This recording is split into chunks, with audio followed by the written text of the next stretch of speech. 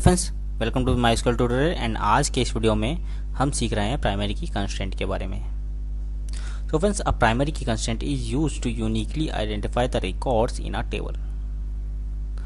तो primary key जो होता है वो हमारी टेबल के अंदर जो एक रो होती है उसको यूनिकली आइडेंटिफाई करने के लिए यूज होता है। तो जैसे एक पर्सन के पास अपनी एक आईडी होती है, उस आईडी से हम उस पर्सन को आइडेंटिफाई कर सकते हैं। तो इसी तरह से एक टेबल के अंदर अगर आपके पास एक टेबल की प्राइमरी की है तो उस प्राइमरी की के जरिए आप उस टेबल के अंदर एक पर्टिकुलर रो को आइडेंटिफाई कर सकते हो। प्राइमरी की भी रो के लिए एक आईडी होती है। ओके, तो प्राइमरी की के जरिए हम रो को फाइंड कर सकते हैं easily. It does not allow null values. तो प्राइमरी की के अंदर जो होते हैं, जिस कॉलम के ऊपर आप प्राइमरी की लगा देते हो उस कॉलम में नल वैल्यूज अलाउ नहीं हो सकती, नल वैल्यू इंसर्ट नहीं हो सकती। और एक तीसरा पॉइंट ये है कि there can be only one primary key in a table. तो एक टेबल के अंदर केवल एक प्राइमरी की हो सकती है, एक से ज़्यादा प्राइमरी की नहीं हो सकती। ओके, यूनिक की तो मल्टीपल हो सकती हैं, लेकिन प्राइमरी की एक टेबल के अंदर एक ही होती है। ओके, तो ये 3 पॉइंट है हमारे। तो चलिए इसे सीखते हैं टेबल के जरिए। यहाँ मैंने एक टेबल ली है एम्प्लॉयज़ नाम से, जिसमें मैंने नेम लिया है, फादर नेम लिया है, एड्रेस लिया, सैलरी लिया है। इसके अंदर 4 रो मैंने इंसर्ट की हैं और आप देख सकते हैं इस टेबल के अंदर डेटा क्या है वो आप देख लीजिए। ओके, तो यहाँ आ गया है राजेश पवई 50,000। और यहाँ पे आप अगर देखेंगे तो 2 भाई हैं, राज और राम, जिसके फादर नेम राजेश हैं। दोनों का एड्रेस पवई है। एक की सैलरी 50,000 है, दूसरी की सैलरी भी 50,000 है। ओके, तो अगर मुझे यहाँ पे अगर राज को आइडेंटिफाई करना हुआ तो उसके लिए हम क्या लिखेंगे, select asterisk from employees employees okay, where name equal to Ram. इस तरह से अगर मैं करूंगा तो आप यहां देखेंगे कि 2 एंट्रीज आई हैं मेरे को, लेकिन मेरे को चाहिए केवल एक। तो यहाँ पे आ रहा है राम, एक का नाम, एक के फादर का नाम राकेश है, एक के फादर का नाम राजेश है, एड्रेस थाने है, पवई है। तो मैं यहाँ फादर नेम से अगर कर लेता हूँ, यहाँ पे एक और कंडीशन लगा देता हूँ, and F name equal to, मुझे राजेश वाला चूज करना है तो उसके लिए मैं लिख देता हूँ राजेश। ओके, एक्सिक्यूट करता हूँ तो यहाँ पे मेरे पास एक आ गया, एक सिंगल रो आ गई है। ठीक है, तो लेकिन इस रो को मुझे आइडेंटिफाई करने के लिए मेरे को, आप यहाँ देख सकते हैं, 2 कंडीशन लगानी पड़ी हैं, नेम और फादर नेम। ओके, लेकिन अगर हम इस टेबल के अंदर हमारे पास अगर प्राइमरी की होती तो प्राइमरी की के जरिए हमें क्या करना पड़ता, सिर्फ प्राइमरी की कंडीशन लगानी पड़ती और ये सिंगल रो निकल के आती, 2 रो निकल के नहीं आती। तो चलिए उसके लिए हम सबसे पहले यहाँ पे प्राइमरी की बना देते हैं। तो टेबल को क्रिएट करते टाइम हम क्या लिखते हैं, EMP ID। यहाँ पे एक एम्प्लॉय की एक ID लिख देते हैं, EMP ID। यहाँ पे इंटीजर ले लेता हूँ, इंटीजर, और इसको हम प्राइमरी की बना देते हैं। ओके, प्राइमरी की बना देते हैं। और अभी मैं क्या करता हूँ, इसके अंदर इसको पहले ड्रॉप करना पड़ेगा। पहले तो मुझे ड्रॉप टेबल एम्प्लॉइज, और इसको एक्सिक्यूट करते हैं। और मैं दोबारा से इन रोज को इंसर्ट करता हूँ। तो पहली रोज को इंसर्ट करता हूँ तो इसने क्या किया, field MP ID does not, तो इसको हमें MP ID को वैल्यू तो देनी पड़ेगी। तो उसके लिए हम यहाँ पे वैल्यू प्रोवाइड करेंगे, हर एक रो को वैल्यू प्रोवाइड करेंगे। एक ID प्रोवाइड कर देता हूँ, इसको मैं 101 कर देता हूँ, 102 कर देता हूँ, 103 कर देता हूँ। और ये डुप्लीकेट एंट्री नहीं लेता, उसके लिए भी मैं आपको यहाँ दिखा देता हूँ। यहाँ पे मैं 103 दो रोज के अंदर 103 ID पास करके दिखाऊंगा। तो पहली रो सक्सेसफुली एग्जीक्यूट इंसर्ट हो गई है, दूसरी रो भी सक्सेसफुली इंसर्ट हो गई है। अभी मैं तीसरी रो को इंसर्ट करता हूँ, सक्सेसफुली इंसर्ट हो गई है। चौथी रो को इंसर्ट करता हूँ तो आप देख सकते हैं एरर आ गई है। क्यों आई है? क्योंकि प्राइमरी की डुप्लीकेट हो गई है। तो डुप्लीकेट की नहीं होती है, डुप्लीकेट एंट्री नहीं होती है। अगर मैं यहाँ पे नल वैल्यू पास करता हूँ तो नल वैल्यू भी ये नहीं लेगा। Okay, emp ID can not be null. तो यहाँ पे आपको यूनिक वैल्यू पास करनी होगी। तो चलिए, फोर्थ रो भी इंसर्ट हो गई है, सक्सेसफुली इंसर्ट हो गई।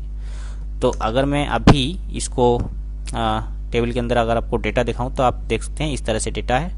और अब मुझे मान लीजिए किसी एक को, मान लीजिए ये वाले राम को मुझे सिलेक्ट करना है। तो अभी मैं क्या करूँगा, इस कंडीशन को ना करके मैं अभी क्या करूँगा, सिर्फ इतना लिखूँगा, वेयर EMP ID। अगर मेरे पास EMP ID है तो उसको मैं, उसके जरिए मैं इसको यूनिकली आइडेंटिफाई कर सकता हूँ। तो आप देख सकते हैं यहाँ पे सिंगल रो आई है। ओके, तो फ्रेंड्स एक तो तरीका ये है कि जब आप टेबल को क्रिएट कर रहे हैं तभी आप प्राइमरी की को यहाँ कॉलम के सामने लिख सकते हैं। ओके, और टेबल को क्रिएट करते टाइम दूसरा तरीका ये भी है कि आप यहाँ ना लिख के आप यहाँ लिख देंगे, जैसे हमने यूनिक कंस्ट्रेंट में लगाया था। तो आप यहाँ भी लिख सकते हैं EMP ID। ओके, या आपको अगर कॉलम कंस्ट्रेंट का नेम देना है तो आप यहाँ कंस्ट्रेंट लिखेंगे और PK और EMP ID लिख देंगे इस तरह से, तभी भी ये चलेगा। अगर आप यहाँ, मैं आपको दिखाऊं तो इसके अंदर जो प्राइमरी की बनती है, प्राइमरी की आप यहाँ देख सकते हैं, प्राइमरी नेम से बाय डिफ़ॉल्ट प्राइमरी नेम से प्राइमरी की बन जाती है। लेकिन आपको अगर कंस्ट्रेंट का उस नेम देना है तो आप इस तरह से दे सकते हैं। ओके, तो अभी मैं इसको ड्रॉप कर देता हूं दोबारा और एग्जीक्यूट करता हूं और इन चारों रोज को मैं इंसर्ट कर देता हूं।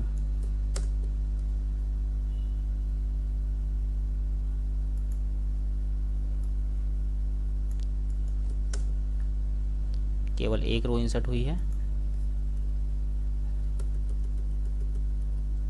दूसरी रो इंसर्ट हो गई है, तीसरी रो इंसर्ट हुई है, चौथी रो इंसर्ट हो गई। ओके, तो ये 4 रोज इंसर्ट हो गई हैं। तो अभी अगर मैं आपको यहाँ कंस्ट्रेंट दिखाऊं तो एम्प्लॉय टेबल के अंदर कंस्ट्रेंट क्या है, प्राइमरी की कंस्ट्रेंट। जबकि मैंने कंस्ट्रेंट का नेम दे दिया था, कंस्ट्रेंट का नेम दिया है, फिर भी ये प्राइमरी की कंस्ट्रेंट के नेम से आ रहा है। कोई नहीं, आप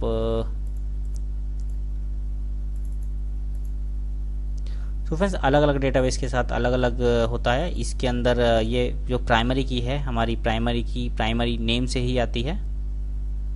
ओके, इसके अलावा अगर ये तो हुआ जब टेबल को हम क्रिएट करते हैं तब कैसे हम अप्लाई करते हैं। अगर आपको इसको मान लीजिए टेबल को क्रिएट करने के बाद इसको ड्रॉप करना हुआ तो कैसे करेंगे, ऑल्टर टेबल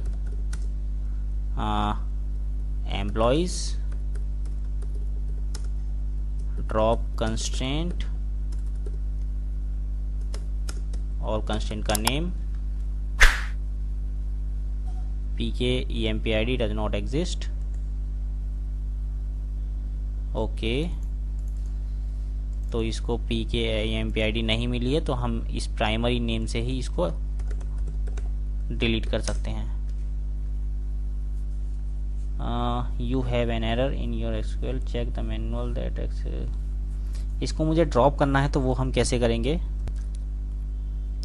तो फ्रेंड्स ये तो था कि जब हम टेबल को क्रिएट कर रहे हैं उस टाइम पे अगर आपको किसी कॉलम को प्राइमरी की बनाना है तो कैसे बनाएंगे। ओके, तो आप कॉलम को कॉलम के सामने ही प्राइमरी की लिख देंगे और वो प्राइमरी की बन जाएगा। इसके अलावा अगर आपको यहाँ नहीं लिखना है तो आप यहाँ मत लिखिए और लास्ट में जाके प्राइमरी की लिखिए और जिस भी कॉलम को आपको लगाना है इस तरह से लगा सकते हैं। ओके, इसके अलावा आप सिंगल कॉलम पे लगा रहे हैं तो इस तरह से कर सकते हैं। अगर आप मल्टीपल कॉलम पे लगा रहे हैं, मान लीजिए एफ नेम और नेम को आपको बनाना है तो इस तरह से एफ नेम और नेम हमने इस तरह से मल्टीपल कॉलम को इसके अंदर पास करोगे तो भी प्राइमरी की बन जाएगी। ओके, तो अभी हम EMP ID को प्राइमरी की बना रहे हैं तो इस तरह से भी आप बना सकते हो।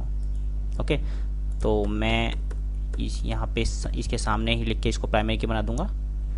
चलिए, इसके अलावा अगर आपकी टेबल पहले से ही क्रिएट हो चुकी है और उसके बाद आपको प्राइमरी की बनानी है तो कैसे बनाएंगे वो हम देखते हैं। तो उसके लिए अगर आपको उसके टेबल को क्रिएट करने के बाद प्राइमरी की बनानी है तो उसके लिए लिखेंगे हम alter table employees,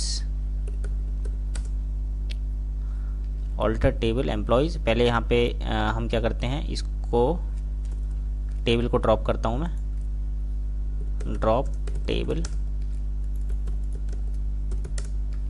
okay, table drop हो चुकी है और दोबारा मैं बिना प्राइमरी की के इसको क्रिएट करता हूँ, क्रिएट हो चुकी। तो अभी हम क्या करेंगे, टेबल क्रिएट हो गई है, मैं आपको यहाँ दिखा दूंगा, टेबल क्रिएट हो चुकी है, लेकिन इसके अंदर कोई इंडेक्स नहीं है, मतलब प्राइमरी की भी नहीं बनी है अभी। तो टेबल क्रिएट होने के बाद प्राइमरी की कैसे बनाएंगे, उसके लिए लिखेंगे ऑल्टर टेबल, टेबल का नेम, ऐड कंस्ट्रेंट, और कंस्ट्रेंट का नेम अगर आपको देना है तो दे सकते हैं, वरना आप यहाँ पे डायरेक्ट लिख सकते हैं प्राइमरी की और कॉलम का नेम। Okay, empid। इसको एक्सिक्यूट करेंगे, एक्सिक्यूट हो चुका है। और अगर मैं आपको यहाँ पे आके रिफ्रेश करके दिखाऊं तो यहाँ पे एक प्राइमरी की नेम से प्राइमरी की बन चुकी है। ओके, तो अभी हम क्या करते हैं, एक एक करके इनको रोज को भी इंसर्ट कर लेते हैं। और यहाँ पे मैं आपको दिखाऊं तो यूनिकली हमारा रो भी आइडेंटिफाई हो रहा है। ओके, चलिए फ्रेंड्स, इसके अलावा एक और चीज़ है, यहाँ पे हमने क्या किया है, जब हमने प्राइमरी की ली है तो प्राइमरी की में जब हम रोज़ को इंसर्ट कर रहे हैं तो प्राइमरी की वैल्यू को हमें एक्सटर्नली पास करना पड़ रहा है। ओके, लेकिन इसके अलावा हर एक डेटाबेस में अपना किसी डेटाबेस में फंक्शनलिटी होती है कि वो प्राइमरी की को ऑटो इंक्रीमेंट कर सके, मतलब उसके लिए आपको खुद से वैल्यू प्रोवाइड करने की ज़रूरत नहीं है, प्राइमरी की के लिए वो खुद से जनरेट करता रहेगा। तो उसके लिए जैसे माइस्क्यूएल के अंदर एक प्रॉपर्टी है, पहले मैं क्या करता हूँ, इसको ड्रॉप कर देता हूँ, टेबल को ड्रॉप कर दिया मैंने, और मैं क्या करता हूँ यहाँ पे एम्प्लॉय आईडी को प्राइमरी की बना देता हूँ, प्राइमरी की, और इसके सामने हम लिख सकते हैं ऑटो इंक्रीमेंट। ऑटो इंक्रीमेंट अगर आप लिखोगे और इसको एक्सिक्यूट करोगे, तो एक्सिक्यूट कर दिया मैंने, तो अभी क्या है, आपको इस empid की वैल्यू को पास करने की ज़रूरत नहीं है। मैं यहाँ से इसको हटा देता हूँ।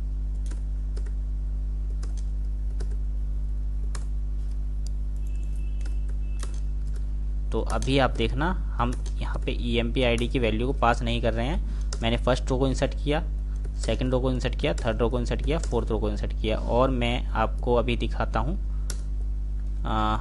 कि हमारे टेबल के अंदर क्या डेटा है। तो आप यहाँ देख सकते हैं, फर्स्ट रो जब इंसर्ट हुई तो फर्स्ट empid क्या हुई 1, सेकंड रो के साथ 2, 3, 4, इस तरह से ये ऑटो इंक्रीमेंट होता जाता है और आपको वैल्यू पास करने की ज़रूरत नहीं है। तो अभी अगर मैं यहाँ 4 वाला जो रो है, इसको अगर मैं सिलेक्ट करना चाहूँ तो मुझे empid 4 यहाँ पे लिखना पड़ेगा और ये हमारे पास आ जाएगा। ओके, तो इस तरह से हम प्राइमरी की का यूज़ करते हैं। तो आई होप कि आपको ये वीडियो पसंद आया होगा और प्राइमरी की के बारे में जो मैंने आपको समझाया वो समझ में आ गया होगा।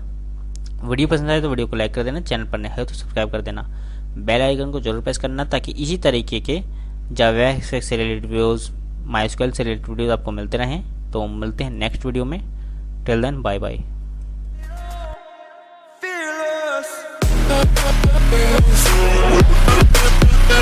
We'll be right back.